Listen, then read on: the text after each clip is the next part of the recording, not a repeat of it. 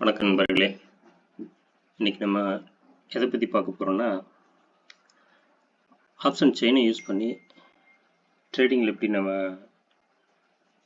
Support and ரெசிஸ்டண்ட்டை வந்து identify பண்ணலாம் அப்படிங்கிறத பற்றி பார்க்க போகிறோம். இது என்னோட அனுபவத்தில் சரியாக வந்த ஒரு முறை. அதாவது ஆப்ஷன் செயின் ஸ்ட்ராட்டஜி பயன்படுத்தி நிறைய நம்ம பார்த்துருப்போம். அதில் வந்து அந்த மாதிரி நானும் ஆப்ஷன் செயினை வச்சு ட்ரேட் பண்ணும்போது எனக்கு ஒரு சில விஷயம் நானாக இது பண்ணி பண்ணது மார்க்கெட்லேயும் கரெக்டாக வரும். உங்களுக்கு நீங்கள் செக் பண்ணி பார்த்துக்கோங்க. இப்போ ஏதாவது ஒரு புது விஷயம் ஒன்று லேர்ன் பண்ணுறீங்க அப்படின்னா, முதல்ல எடுத்தோன்னா அதை வந்து ஒரு 2 நாள் யூஸ் பண்ணிட்டு இது ஆகாது அப்படின்னு சொல்லிட்டு நீங்கள் ஒர்க் பண்ணி போகக்கூடாது. நீங்கள் என்ன பண்ணணும் அப்படின்னா, இப்போ ஒரு மெத்தடு உங்களுக்கு அது சரின்னு படுது, இவர் சொல்கிறது சரின்னு படுது, நான் இல்லை, அது எந்த வீடியோவாக இருந்தாலும் சரி, ஒரு விஷயம் லேர்ன் பண்ணுறீங்கன்னா ஃபஸ்ட்டு அதை எடுத்து நல்லா அண்டர்ஸ்டாண்ட் பண்ணிவிட்டு அதை லைவ் மார்க்கெட்டில் பேப்பர் ட்ரேட் பண்ணி பாருங்கள். இந்தியன் மார்க்கெட்டை பொறுத்த வரைக்கும் சொல்கிறேன் நான். அதை பேப்பர் ட்ரேட் பண்ணி பாருங்கள். 1 வீக் ட்ரேட் பண்ணிங்கனாலும் அது பத்தாது. காரணம் என்னென்னா, 1 வீக் ஒரு அஞ்சு நாளில் என்னத்தை நமக்கு பெருசாக தெரிஞ்சிட போகிறோம். ஒரு 10 நாள் 15 நாள் பண்ணிங்கன்னா தான் மார்க்கெட் எந்த மாதிரி இருக்குது அப்படிங்கிறத, அதாவது மார்க்கெட்டுக்கு தகுந்த மாதிரி அந்த ஸ்ட்ராட்டஜி வந்து எப்படி ஒர்க் ஆகுது அப்படிங்கிறத தெளிவாக தெரிஞ்சுக்க முடியும். நீங்கள் எடுத்துகிட்டு ஒரு 2 நாளில் இல்லை இது ஆகாது அப்படின்னு சொல்லி கடைசி வரைக்கும் நீங்கள் வந்து அப்புறம் எந்த மெத்தட் எடுத்தாலும் 2 நாள் யூஸ் பண்ணிட்டா இல்லை இது வேண்டான்னு சொல்லிட்டு தான் ஸ்கிப் ஆகிட்டு தான் போயிட்டுருப்பீங்களே தவிர, ஏதோ ஒரு விஷயத்தை வந்து நீங்கள் கையில் எடுக்க முடியாது. அந்த மாதிரி இது வந்து பேசிக். நீங்கள் ஆரம்பத்தில் ட்ரேடிங் கற்றுக்கக்கூடியவங்க எல்லாமே யூடியூப்பில் வந்துட்டு நிறையா சர்ச் பண்ணுறாங்க, லேர்ன் பண்ணுறாங்க. அது ஏன் வந்து ஒரு ஸ்டாண்டர்டாக ஒரு மெத்தட் எடுக்க முடிய மாட்டேது அப்படின்னா, காரணம் இதுதான். ட்ரேடிங்கை பொறுத்த வரைக்கும் என்னோட அனுபவம் என்னென்னா, நிறைய டைம் ஸ்பெண்ட் பண்ணணும்.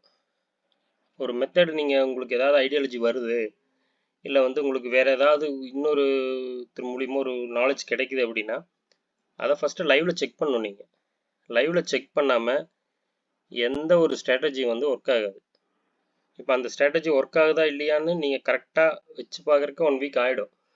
அது உங்களுக்கு பழக்கப்படணும். அந்த பழக்கப்பட்டதுலேருந்து புது விஷயம் உங்களுக்கு ஏதாவது தோணும். அதுக்கப்புறம் நீங்கள் இல்லை இது சரி வராது அப்படிங்கிற மாதிரி இது பண்ணிக்கலாம். அதான் நீங்கள் ஃபஸ்ட்டு லேர்ன் பண்ணுங்கள், அதுக்கப்புறம் டெமோ பண்ணி பேப்பர் ட்ரேட் பண்ணி பாருங்கள், அதுக்கப்புறம் லைவில் இருங்க. இதை நான் சொல்கிறது. இன்றைக்கி நம்ம பார்க்க போகிற விஷயம் என்ன அப்படின்னா, ஆப்ஷன் செயினை யூஸ் பண்ணி எப்படி சப்போர்ட் அண்ட் ரெசிஸ்டன்ட் இது பண்ணுறதுன்னு நம்ம பார்க்கலாம். இதில் வந்துட்டு ஆப்ஷன் செயின் அடிச்சிங்கனாலே வந்துடும். ஆப்ஷன் இன்ட்ரெஸ்ட், ஆப்ஷன் செயின் போட்டாலே வந்துடும். அதை கிளிக் பண்ணிவிட்டு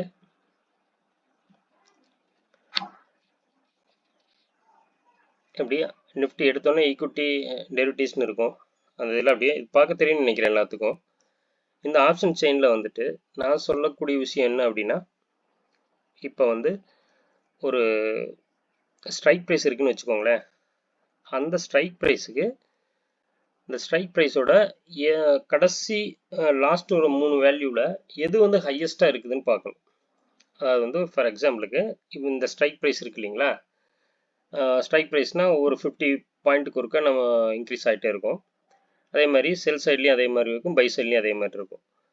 இப்போ நம்ம 21750 அப்படிங்கிற இதுலேருந்து ஸ்டார்ட் ஆகுது. இதுலேருந்து மேலே 3 இது எடுத்துக்கோங்க, வேல்யூம் எடுத்துக்கோங்க. ஓஎம் அதாவது ஓப்பன் இன்ட்ரெஸ்ட்டோட வால்யூம் எவ்வளோன்னு பாருங்கள். அதாவது லாஸ்ட்டு 3, அந்த லாஸ்ட்டு 3ல் எது 58 சம்திங் இருக்கு இல்லைங்களா, அதான் வந்து ஹையஸ்ட் வேல்யூ அந்த 3 வேல்யூவில். அப்போது நீங்கள் 21700 வந்துட்டு நீங்கள் மார்க் பண்ணுற மாதிரி இருக்கும் இதில்.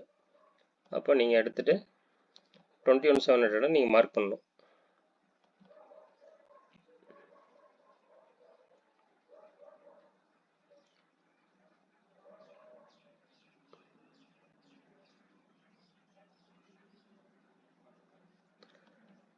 அதே மாதிரி ஆப்ஷன் சைடில் அடுத்து வந்து கால் ஆப்ஷன் சைட்லையும் பார்க்கணும். கால் ஆப்ஷனில் லாஸ்ட்டு 3 எடுத்துகிட்டு எது வந்து அதிகமாக இருக்குதுன்னு பார்த்தீங்க அப்படின்னா, 21800 அப்படிங்கிற ஸ்ட்ரைக் ப்ரைஸில் வந்துட்டு அதோட ஓஐ பார்த்தீங்கன்னா 68 468 சம்திங் இது இருக்குது. இதுதான் இந்த கடைசி 3 வேல்யூவில் அதிகமான ஒரு வேல்யூ. அப்போ அதை மார்க் பண்ணிக்கோங்க. 21,800.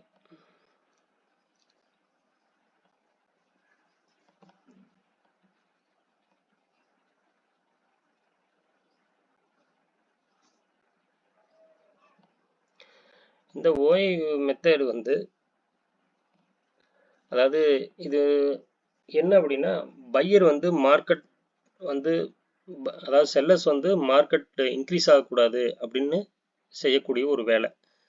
அதே மாதிரி பையர்ஸ் வந்து மார்க்கெட் கீழே போகக்கூடாது அப்படின்னு சொல்லி போட்டு 2 பேருமே ஒரு இடத்துல வந்து நிறையா வால்யூம் வந்து அதிகமாக பண்ணுவாங்க.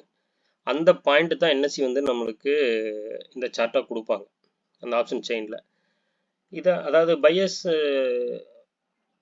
செல்லர்ஸ் எல்லாம் வந்து ஏன் வந்துட்டு ப்ராஃபிட் எடுக்கிறாங்க அப்படின்னா, இப்போ வந்து நிஃப்டி 50 இருக்குது அப்படின்னா அந்த 50 கம்பெனியோட ப்ராஃபிட் லாஸ் வந்து ஒரு 1 வீக் பிஃபோரே வந்து அவங்களுக்கு வந்து கிடச்சிரும். இல்லைன்னா மார்க்கெட் ஸ்டார்ட் பண்ணுறதுக்கு முன்னாடியே உங்களுக்கு ஏதோ ஒரு மூலியமாக அந்த இன்ஃபர்மேஷன்லாம் வந்துடும். ரீசன் என்ன, அவங்களுக்கு பிக் ஷாட், அதனால் உங்களுக்கு அந்த இன்ஃபர்மேஷன் வந்து ஈஸியாக கிடச்சிரும். அவங்க வந்து செல்லர் சைடாக ப்ராஃபிட் பண்ணுறாங்க அப்படின்னா அது ஃபஸ்ட்டு தெரிஞ்சு வச்சிருக்கிறதுனால அந்த இடத்துல ஸ்டெபிளாகி நிற்கிறாங்க. அதே மாதிரி பையர்ஸ் என்ன பண்ணுவாங்க அப்படின்னா அந்த செல்லர்ஸ் போடக்கூடிய இடத்துலேருந்து ஆப்போசிட்டாக நிற்பாங்க. அப்போ என்ன, இந்த ரெண்டோட வால்யூமை தான் வந்து நிஃப்டி என்எஸ்சி வந்துட்டு ஆப்ஷன் செயினில் நம்மளுக்கு கொடுத்துருக்காங்க ஓப்பன் இன்ட்ரெஸ்ட்டாக. செல்லர்ஸ் எந்த சைடு ஸ்ட்ராங்காக நிற்கிறாங்க, பையர்ஸ் எந்த சைடு ஸ்ட்ராங்காக நிற்கிறாங்கன்ட்டு. இப்போ நீங்கள் மார்க்கெட் பார்த்தீங்கன்னா இன்றைக்கி 29 இல்லைங்களா, இன்னையிலேருந்து நாளைக்கு 30. அப்போ வந்து நாளைக்கு வந்து பார்த்தீங்க அப்படின்னா இன்றைக்கி மார்க்கெட் வந்து ரொம்ப அந்த ஓய் வந்துட்டு ரொம்ப சின்ன இதாக தான் இருக்குது. கேப் வந்து ஒரு 50 இப்போ ஒரு 100 பிப்பு அந்த இதுக்குள்ளே தான் இருக்குது. இதுக்குள்ளே மார்க்கெட் வந்துட்டு இது ஒரு சின்ன இது என்ன அப்படின்னா, அதாவது வந்து 800 அந்த 700 பீட் பண்ணிவிட்டு மேலே போய் 800 டச் பண்ணி மேலே போயிடுச்சு அப்படின்னா மார்க்கெட் வந்து கால் ஆப்ஷனுக்கு போயிடலாம். அதாவது உடனே எடுத்துடக்கூடாது, ஒரு 2 கேண்டில் விட்டுட்டு 3வது கேண்டில் நம்ம ஸ்டார்ட் பண்ணணும். அதே மாதிரி 21,700 இருக்கு இல்லைங்களா, அதை வந்து பிரேக் ஆகிட்டு கீழே வந்துச்சு அப்படின்னா நீங்கள் வந்து ஒரு 2 கேண்டில் தள்ளி நீங்கள் ஒரு ஆர்டர் எடுக்கலாம், அதாவது புட் ஆப்ஷன் எடுக்கலாம். இதுதான் நான் யூஸ் பண்ணிட்டு இருக்கிற ஆப்ஷன் செயினை யூஸ் பண்ணி நான் அதாவது எனக்கு நானாக தெரிஞ்ச விஷயம் அது. இந்த விஷயம் இதில் மிஸ் ஆகிறதுக்கு என்ன வாய்ப்பு இருக்குது அப்படின்னா, அதாவது வந்து இப்போ இந்த 2 லைன் இல்லாமல் கேப் அப்பில் ஓப்பன் ஆகும். சிலது திடீர்னு பார்த்தீங்கன்னா கேப் அப்பில் இன்றைக்கி கேப் அப்பில் தான் ஓப்பன் ஆச்சு, நேற்று ஓயோட இன்றைக்கி வந்து கேப் அப்பில் தான் ஓப்பன் ஆச்சு. அதனால் அந்த லைனுக்கே வராது. அப்படிங்கிற போது நம்ம அதை வந்து அவாய்ட் பண்ணிடலாம். அதே மாதிரி கீழே புட் ஆப்ஷனில் வந்து கேப் டவுனாக ஆர்டர் விழுந்துச்சு அப்படின்னா, அதாவது மார்க்கெட் ஓப்பன் ஆச்சு அப்படின்னா நீங்கள் வந்து செல் ஆப்ஷன் போட வேண்டியதில்லை. ஏன்னா அது வந்து கீழே வந்துருச்சு, அதுக்கப்புறம் அது யூஸ் ஆகாது. அதனால் இது எதுக்கு எப்போ யூஸ் ஆகுன்னா, மார்க்கெட் வந்து கரண்ட்டில் அந்த ப்ரைஸில் அந்த லைனுக்குள்ளே ட்ரேட் ஆகிட்டு இருக்கும்போது மட்டும் யூஸ் ஆகும். இது எல்லா சமயத்துலேயும் இப்போ வாரத்தில் ஒரு 2 நாள் 3 நாள் வந்து கரெக்டாக இந்த மாதிரி தான் வரும், இந்த லைன்லேயே தான் டச் ஆகிட்டு போகும். அதாவது எப்படி சொல்கிறேன் அப்படின்னா, அதோட கேப் வந்து ஜாஸ்தியாக இருக்கும். இப்போ ஓயோட புட் ஆப்ஷனோட ஓயையும் கால் ஆப்ஷனோட ஓயையும் பார்த்தீங்கன்னா கிட்டத்தட்ட ஒரு 100 பாயிண்ட் அந்த ரேஞ்சில் தான் இருக்குது. இது வந்து ரொம்ப கம்மியான ஒரு பாயிண்ட்டு. நான் சொல்லக்கூடியது வந்துட்டு ஒரு 200 பாயிண்ட் 250 பாயிண்ட் அதெல்லாம் ஈஸியாக வரும். வாரத்தில் ஒரு 2-3 நாள் அந்த மாதிரி வீக்லி அந்த மாதிரி இது கிடைக்கும். நல்லா மார்க்கெட் அதை வச்சு ப்ரெடிக்ட் பண்ணலாம். இதை வச்சுட்டே நம்ம பண்ணலாம். இது கூட நீங்கள் வேறு யாராவது யூஸ் பண்ணியிருக்கலாம், வேறு இண்டிகேட்டர்ஸ் யூஸ் பண்ணலாம், போலிங்கர் பேண்டு நிறைய யூஸ் பண்ணுவீங்க, குணோச்சி எல்லாம் யூஸ் பண்ணுவீங்க இல்லையா, அதை வச்சு கம்பேர் பண்ணீங்க அப்படின்னா இதோட சப்போர்ட் அண்ட் ரெசிஸ்டன்ட் வந்து ஈஸியாக நீங்கள் கண்டுபிடிச்சிக்கலாம். சப்போர்ட் அண்ட் ரெசிஸ்டன்ட் நீங்கள் கண்டுபிடிக்கிறதுக்கு வேறு எந்த டூல்ஸை விடவும் இந்த ஓப்பன் இன்ட்ரெஸ்ட்டை வச்சு அழகாக இதை வந்து கண்டுபிடிச்சிக்கலாம். சப்போர்ட் அண்ட் ரெசிஸ்டன்ட் இங்கே தான் வந்துட்டு பையர்ஸும் செல்லர்ஸும் வந்துட்டு ஒரு ப்ரெஷர் பாயிண்டில் ஸ்டேபிள் ஆகுறாங்க அப்படின்னு சொல்லிட்டு, இதுலேருந்து மார்க்கெட்டு எப்படி போகுது, இந்த பையர்ஸோட ப்ரைஸை பிரேக் ஆச்சு அப்படின்னா அது ஆப்போசிட்டில் அதோட பாசிபிலிட்டியாக போகும். அதே மாதிரி செல்லர் சைடு ஓப்பன் ஆச்சு அப்படின்னா அவங்களுக்கு பாசிபிலிட்டியாக போகும். இந்த மாதிரி தான் இது டிசைன் ஆகிருக்கு. அதனால் நீங்கள் இந்த 2 லைனை மட்டும் இன்றைக்கி நாளைக்கு, அதாவது 30ஆம் தேதி நாளைக்கு வந்து செவ்வாய்க்கிழமை, இது ஒரு இந்த கேப்பை வந்து கரெக்டாக எக்ஸாக்டாக வந்து நாளைக்கு ப்ரெடிக்ட் பண்ண முடியாது. ஏன்னா மேபி கேப் அப்பில் ஓப்பன் ஆகலாம், இல்லை கேப் டவுன்லையும் ஓப்பன் ஆகலாம். இது எப்படின்னு சொல்ல முடியாது. இது நான் வந்து கரண்ட் மார்க்கெட்டு ஸ்டார்டிங்கில் இதை கற்றுக்கணும், ஏதாவது கற்றுக்கணும்னு உள்ளே வந்துட்டு என்னன்னே தெரியல, மார்க்கெட் எப்படி போகுதுன்னு தெரியாது அப்படிங்கிறவங்களுக்காக நான் சொல்லக்கூடிய வித்தி ஓப்பன் இன்ட்ரெஸ்ட்லேயே நிறையா மெத்தட் இருக்குது. இது வந்து சிம்பிள் அண்ட் பவர்ஃபுல்னு சொல்லலாம். இந்த மெத்தடு இதை ட்ரை பண்ணி பாருங்கள். நான் சொன்ன மாதிரி ஒரு 10 to 15 டேஸ் இதை வந்து ட்ரை பண்ணி பாருங்கள். பார்த்தீங்கன்னா இப்போ நான் சொன்னதுலேயே உங்களுக்கு தெரிஞ்சிருக்கும், ஒரு 2 வீக்லி ஒரு 3 டேஸ் தான் கிடைக்குது இந்த மாதிரி மார்க்கெட்டு. அப்போ நான் சொன்ன இந்த ஸ்ட்ராட்டஜி நீங்கள் யூஸ் பண்ணோம் அப்படின்னா மினிமம் ஒரு 3 வீக்ஸ் 4 வீக்ஸ் ஆகுது பண்ணி பார்த்தீங்கன்னா தான் இது ஒர்க் ஆகுதா இல்லையா, இல்லை இவர் சொல்கிறது ஒர்க் ஆகுதா இல்லையா அப்படிங்கிறத தப்பு சரின்னு ஜட்ஜ் பண்ணுறதுக்கே அந்த டைம் வேணும்னு நான் சொல்கிறேன். சரிங்களா? இதில் ஓப்பன் இன்ட்ரெஸ்ட்டில் நிறைய பெரிய பெரிய கான்செப்டெல்லாம் இருக்குது. இது வந்து ரொம்ப சிம்பிள் பட் பவர்ஃபுல். அதே மாதிரி இது ஃபெயில் ஆகுங்கிறதுக்கு வாய்ப்பு ரொம்ப கம்மி.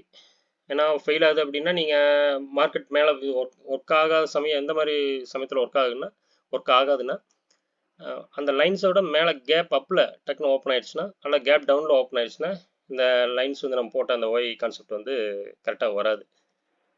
அது மாதிரி அதே மாதிரி ஸ்டேபிள் ஆகிட்டு இருக்கும்போது அந்த லைன்லேயே கேண்டில்ஸ் வந்து வந்துட்டு இருந்துச்சு அப்படி, அதாவது செல் சைடோ அல்லது பை சைடோ வந்துட்டு அந்த லைன்லேயே ட்ராவல் ஆகிட்டு இருந்துச்சுனாலும் ட்ரேட் பண்ண வேண்டாம், அதை அவாய்ட் பண்ணிடுங்க. அது வந்து சைட்வே மார்க்கெட்டு.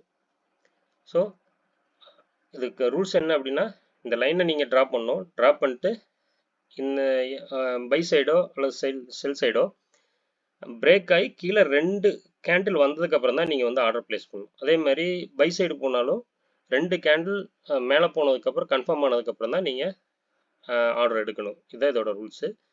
இது எப்போ யூஸ் ஆகாதுன்னு சொல்லிட்டேன்.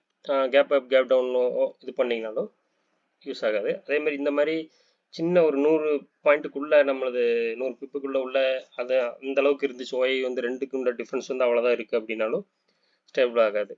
இது அநேகமாக நாளைக்கு வந்து சைட்வேஸ் மார்க்கெட்டாக இருக்கலாம். அதுக்காக தான் இந்த ஒய் வந்து ரொம்ப க்ளோஸாக இருக்கிறதுக்கு ரீசனும் அதுதான்.